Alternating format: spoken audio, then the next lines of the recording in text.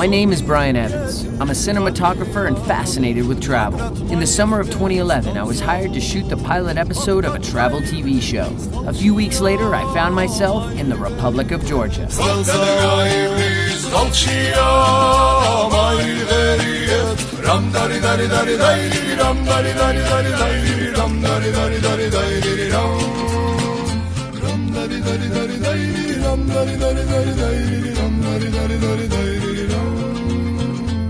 So what do people really know about Georgia?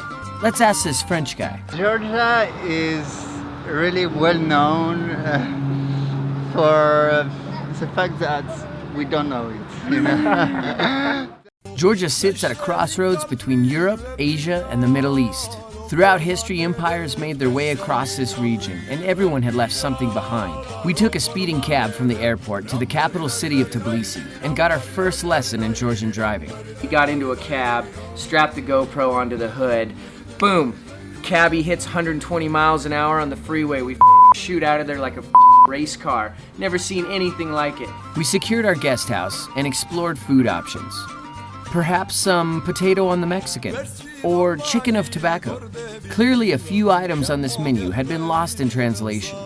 After a shovel of Bavarian pork, wash it all down at the Kazbeki beer dispensary, where beer-loving Georgians fill any jug or container with Georgia's finest malt liquor. I wish we had this in the States. Tbilisi was a sensory overload, a mix of the modern and ancient.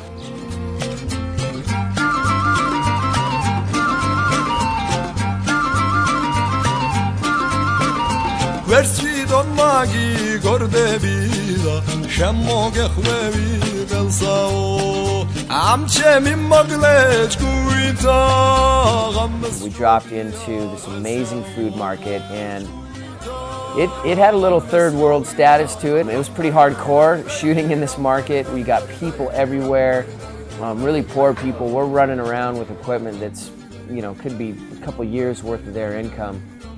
Everyone was super kind to us, super happy to say, oh, English, and they'd say thank you, and thank you for coming to Georgia. And it wasn't long before we met some characters.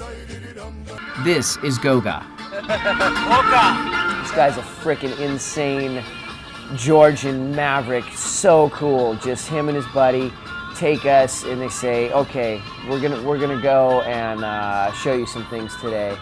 So we jump into this car, and it's f***ing insane. Swerving left and right. I mean, I think he went beyond the cabbie from day one in the airport. This guy was f***ing balls out insane. Goga was taking us to some monasteries. We're talking just ancient religious history.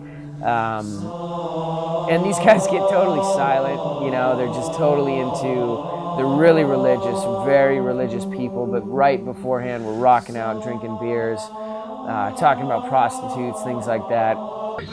Back in Goga's speeding death trap, and we were headed for his home. His family and friends shared their food and wine with us, and made sure we stayed entertained. Our first days in Tbilisi passed quickly, and it was time to move on.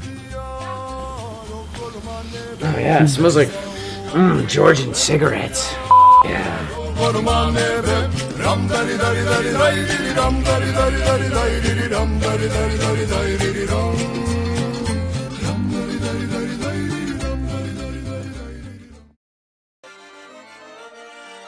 The next morning, we took a marshutka to wine country and the city of Sugnagi. Sugnagi was famous for wine.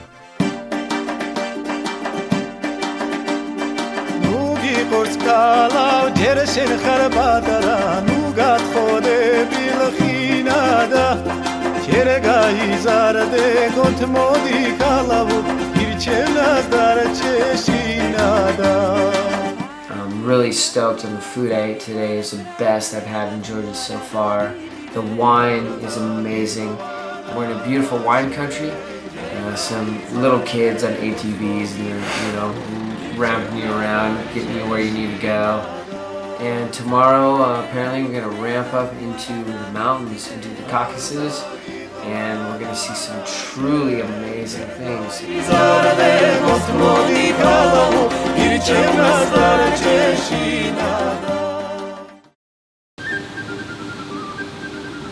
We left Sugnagi early the next day and found a guide to take us deep into the mountains.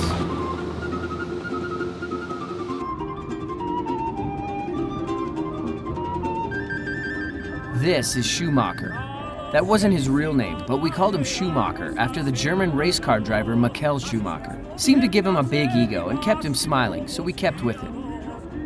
It would be a 5-hour Jeep ride on a treacherous dirt road to get us deep into the mountains and to the ancient region of Tusheti.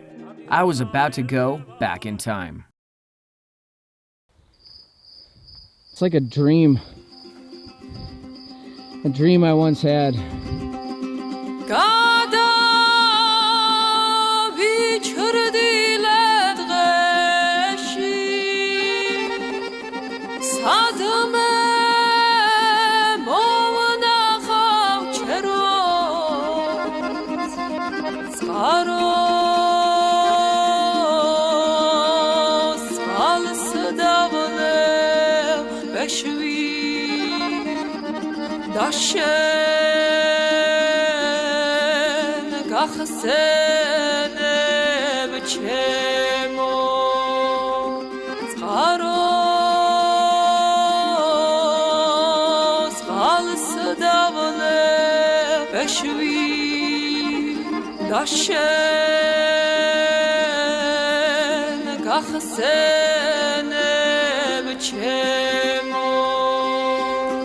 Went through the most amazing valley, most amazing mountain range I've ever seen in my life. We're in the Caucasus Mountains here, deep, high in it. There's ancient villages here, ancient castles, and just the greenest pastures and flowers and nature and so many things. We're in Omalo, which is this amazing valley. I don't think I've ever seen anything like it. We're staying in this medieval watchtower. These windows show where they used to shoot arrows at their enemies. Yet there's energy-saving light bulbs in here. We left Omalo this morning and came to the town of Dartlo.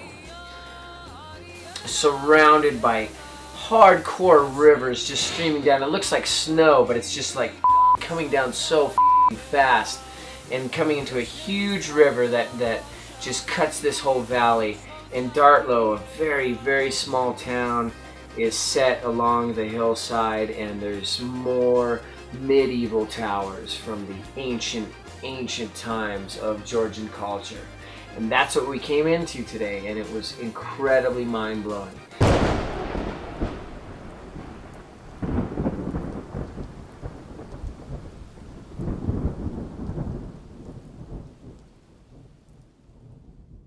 After 4 days in the mountains and a few hundred mosquito bites later, we were back in the valley and in need of transportation.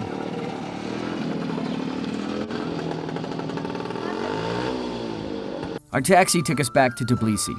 From Tbilisi, we took another marshutka towards the Black Sea. We had to take rest and stopped in a small beach town called Kobaleti. We just took a, 6-hour marshutka drive from Tbilisi to the Black Sea here. This is a little unknown village. It's not in the guidebooks. Marshutka was hair-raising, to say the least. There's crosses everywhere along the side of the road, along the whole trip. All's good, we're still alive, and on to the next chapter.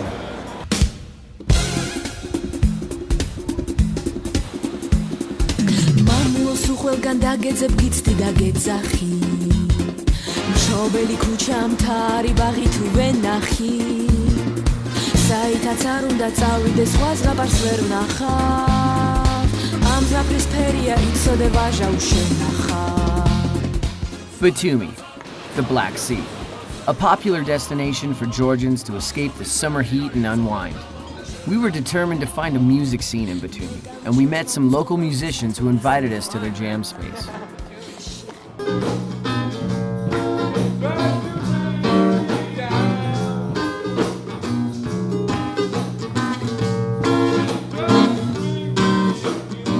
The music wasn't quite what we had hoped for, but these kids were awesome to hang out with. I even got to jam some drums with them. Whatever communication barriers we may have had disappeared. It felt like any other jam pad I had hung out at. As they say, the language of music was universal.